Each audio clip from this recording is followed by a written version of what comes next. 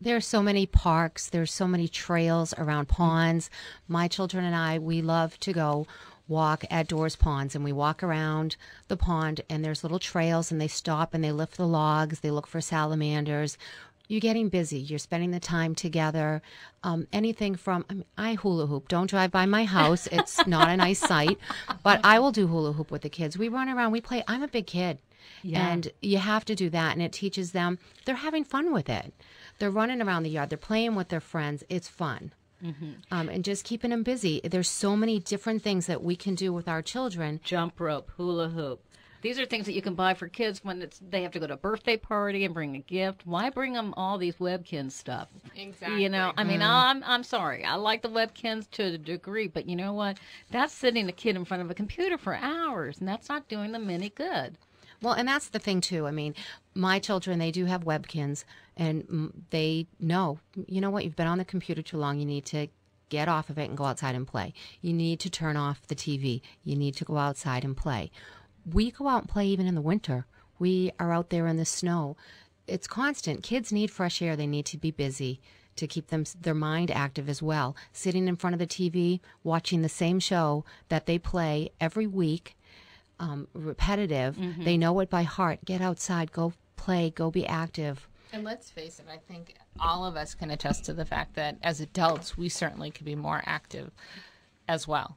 So to make that family lifestyle change, take upon you the wonderful weather that we have now. Take summer as an advantage to start this as a lifestyle change for your entire family, to get out there and get moving. You know, it's easy to talk about obesity, and I sit there and I visualize a kid that's putting on weight, and then before they know it, they're 15, 16, 17 years old, and now they're the heaviest kid in the class, and now we're dealing with more than weight issues. Absolutely. We're dealing with total self-worth, you know, and now we're getting into a dangerous territory with young people. So we need to take the steps early and do our kids a favor by taking the chips out of their hands and the soft drinks. And if they want to have the soft drinks or the fruit juices, and I know a lot of mothers that say, oh, well, I want to get organic fruit juice for my kid, and that's so nutritious and so healthy for them. And I argue with them a lot about that, because I say, well, you know what? You're going to throw a $4 bottle of juice down a kid. And, you know, that's not really that healthy, because that's full of sugar. And even if it's natural sugar, it's just still not that good for you. I don't think. No, it isn't. And I think that all of us, I mean, I think that moderation is the key, that children can have, certainly ice cream cake.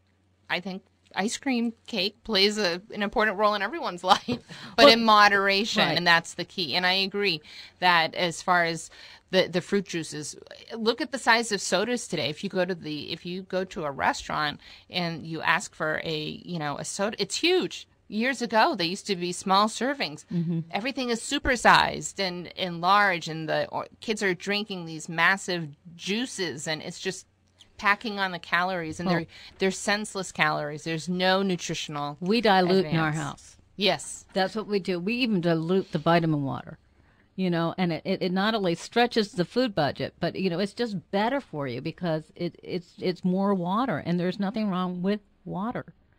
But I do want to move to a more difficult topic, and that is some of the health consequences, Sue, because I worry about these young kids. They are, if the obesity is on the rise, what are we going to do? What's the domino effect? What are we looking at down the road here? Well, we're looking at diabetes. We're looking at high blood pressure, heart disease. We're looking at joint problems. I mean, think about overall, as we get older, our body start to fail, and we need to keep active and exercise to strengthen our muscles around our joints so that they don't fail. But when you are, 9 years old and you weigh 95 to 120 pounds, that's a big child who isn't active, and now their self-confidence, like you talked about, we're going to not only have physical problems, but we are going to have some mental, psychological issues, the self-confidence, not being able to feel good about ourselves, not having friends, being isolated. That impacts a lot. I mean, you look at children and you can tell when a child feels that they're not part of a group.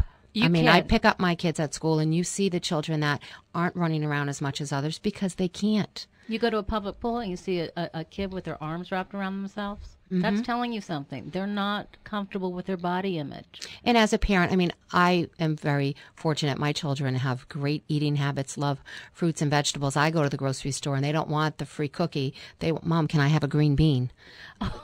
I'm fortunate. They like the healthy choices. Yeah. They're very active. Yeah.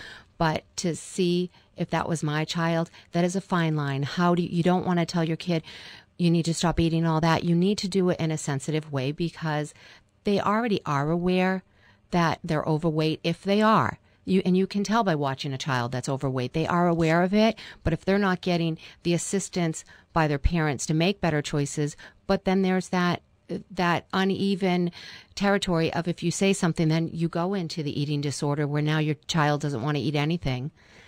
So, it's a really dangerous. It's a fine line to walk, and if you're joining us today, our topic today is childhood obesity. Unfortunately, it is on the rise, and we as parents and members of the community, we all have a role to play in the healthy outcome of our children. My guests today are Denise Brewitt from the Council for Children and Adolescents with Chronic Health Conditions, and Sue Avard. She is a registered nurse and also on the council. We're going to take a quick break. When we come back, let's talk a little bit about how do we talk to a kid about cutting back without destroying their self-image. Stay with us. Good day and welcome back to Your Health Matters. I'm Lisa Brown. Some studies indicate that obesity among children is on the increase. According to the Centers for Disease Control and Prevention, 16% of children, or 9 million children, between the ages of 6 and 19 years old are overweight. Childhood obesity is a growing concern among healthcare providers and agencies who concern themselves with the well-being of children. My guests today are from the Council for Children and Adolescents with Chronic Health Conditions, a nonprofit organization.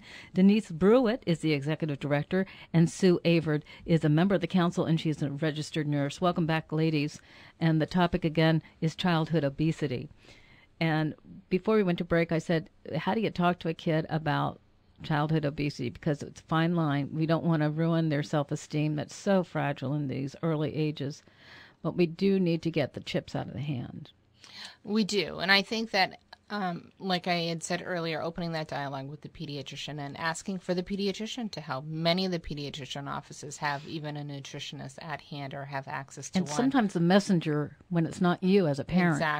Exactly. And even talking about how can, I think focusing on the entire family, how can, as a whole family, we make better choices. You're the one that's doing the grocery shopping. That's right. You're the one that's putting the food in the house and making those choices for your children. So give them the tools to make them healthier. Take them grocery shopping. At Hannaford's, they have a program called Guiding Stars, and it's almost like a game that kids can be involved with. And if you go to the Hannaford grocery stores, you can even go online. You can find out more about the program of finding out what are the best choices, and they compare the different products, one product versus a different product, which one is healthier, which has more calcium, fats, calories, and it helps you make the right choices. But to have kids go, have your children go with you and participate in making those choices, teaching them how to learn to read those labels and how to decipher what everything means and to make that right choice.